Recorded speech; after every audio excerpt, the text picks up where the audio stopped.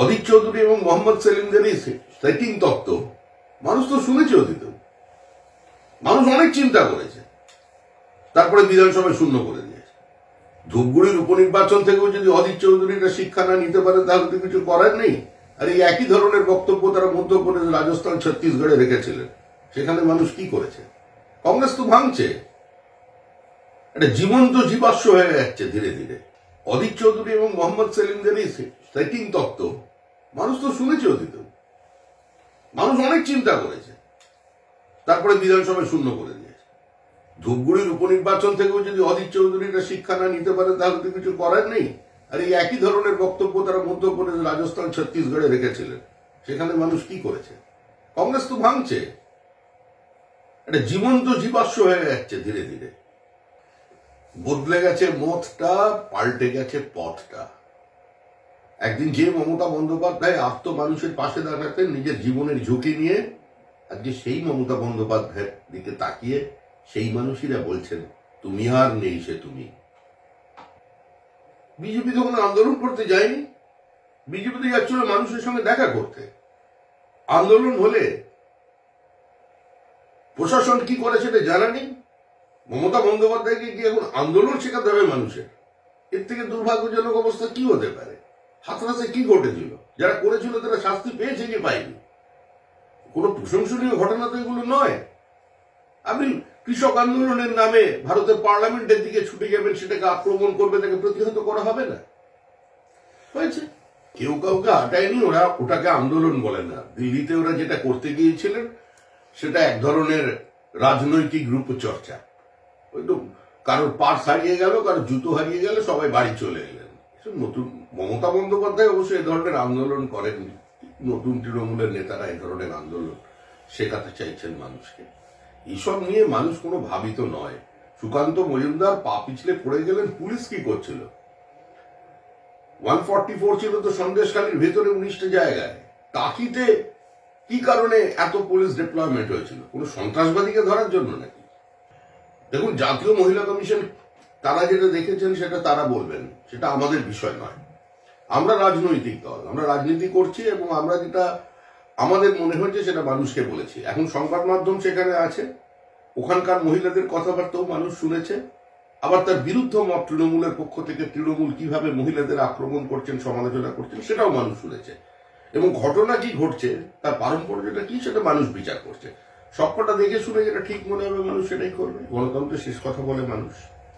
ভয় দেখাচ্ছে, ড্যামেজ কন্ট্রোলের কোনো বিষয় নেই, ভয় দেখাচ্ছে। কাউকে দেখছে যে যারা ভয় পাচ্ছে না তাদের বলছে তোমাদের প্রাপ্য টাকা আমরা মিটিয়ে দেবো। কে মেটাবে? সরকার মেটাবে? এটা কি সরকারের কাজ যে শিবু হাজরা লুট করবে, সরকার টাকা দেবে?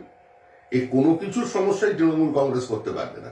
শাহজাহান শিবু হাজরাদের নিয়েই তৃণমূল, এরাই তৃণমূল। এরা চলে গেলে তৃণমূল থাকবে না, সেই জন্য তৃণমূল এদের পাশে আছে।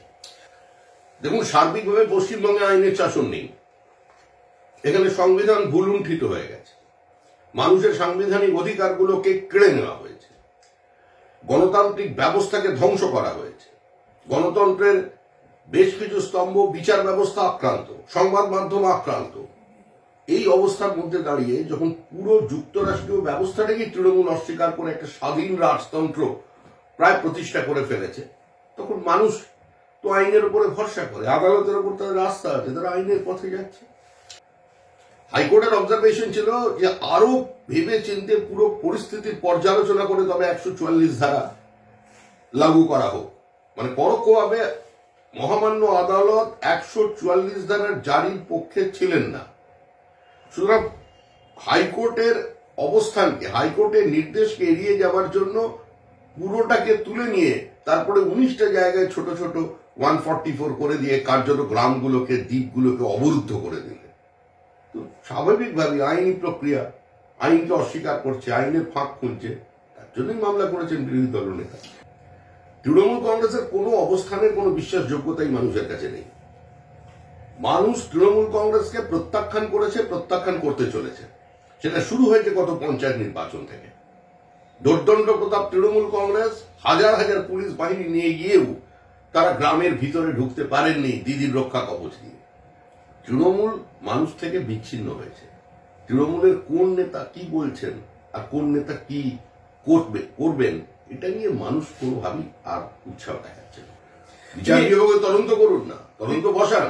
সিআইডি তদন্তের উপর তো রাজ্যের মানুষের কোনো ভরসা নেই, তৃণমূলেরই নেই। একজন বিচারপতিকে দিয়ে, সিটিং জাজকে দিয়ে তদন্ত করিয়ে দিন। আমরাও তো চাই যদি কারোর দোষে এই শিশুগুলো মারা হয়ে থাকে, এত মর্মান্তিক হৃদয় বিদারক ঘটনা তো হতে পারে না।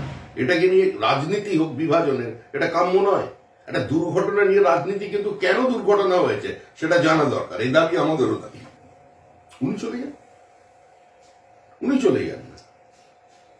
সন্তান হারা যে মায়েরা আছে তাদের সঙ্গে ছবি টবি তুলুন একটু গিয়ে, আর দেশের যে নিরাপত্তা রক্ষী আছেন তাদের আক্রমণ করুন।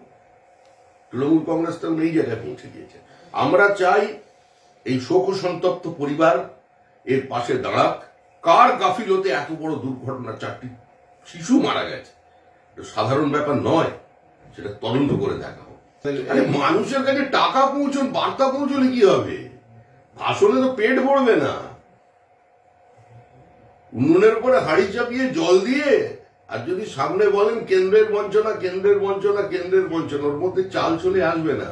চাল তো সব খেয়ে ফেলেছে।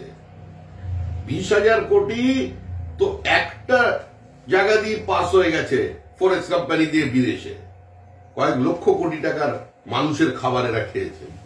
আপনি সন্দেশখালীর প্রেক্ষাপট খুঁজতে পারেন। সন্দেশখালী নিয়ে গোটা বিজেপি চিন্তিত, গোটা দেশের চোখ এখন সন্দেশখালীর দিকে। স্বরাষ্ট্রমন্ত্রী এবং প্রধানমন্ত্রী স্বাভাবিকভাবেই সামনে লোকসভা নির্বাচনের জন্য আসছেন। দেশের প্রধানমন্ত্রী তার দল যখন প্রার্থী হবেন, সারা দেশ জুড়ে তিনি প্রচার করবেন। তিনি আসছেন, আরো আসবেন। অদিত চৌধুরী এবং মোহাম্মদ সেলিমদের সেটিং তত্ত্ব মানুষ তো শুনেছে। অতীত মানুষ অনেক চিন্তা করেছে, তারপরে বিধানসভায় শূন্য করে দিয়েছে। ধূপগুড়ির উপনির্বাচন থেকেও যদি অদিত চৌধুরীরা শিক্ষা না নিতে পারে, তাহলে তো কিছু করার নেই। আর এই একই ধরনের বক্তব্য তারা মধ্যপ্রদেশ, রাজস্থান, ছত্তিশগড়ে রেখেছিলেন। সেখানে মানুষ কি করেছে? কংগ্রেস তো ভাঙছে, এটা জীবন্ত জীবাশ্ম হয়ে যাচ্ছে। ধীরে ধীরে বদলে গেছে মতটা, পাল্টে গেছে পথটা। একদিন যে মমতা বন্দ্যোপাধ্যায় মানুষের পাশে দাঁড়াতেন নিজের জীবনের ঝুঁকি নিয়ে, আজকে সেই মমতা বন্দ্যোপাধ্যায়ের দিকে তাকিয়ে সেই মানুষেরা বলছেন তুমি আর নেই সে তুমি। বিজেপি তো কোনো আন্দোলন করতে যায়নি। বিজেপি তো যাচ্ছিল মানুষের সঙ্গে দেখা করতে। আন্দোলন হলে প্রশাসন কি করে সেটা জানা নেই। মমতা বন্দ্যোপাধ্যায়কে কি এখন আন্দোলন শেখাতে হবে মানুষের? এর থেকে দুর্ভাগ্যজনক অবস্থা কি হতে পারে? হাতরাসে কি ঘটেছিল? যারা করেছিল তারা শাস্তি পেয়েছে কি পায়নি? কোনো প্রশংসনীয় ঘটনা তো এগুলো নয়। আপনি কৃষক আন্দোলনের নামে ভারতের পার্লামেন্টের দিকে ছুটে যাবেন, সেটাকে আক্রমণ করবে, তাকে প্রতিহত করা হবে না। হয়েছে।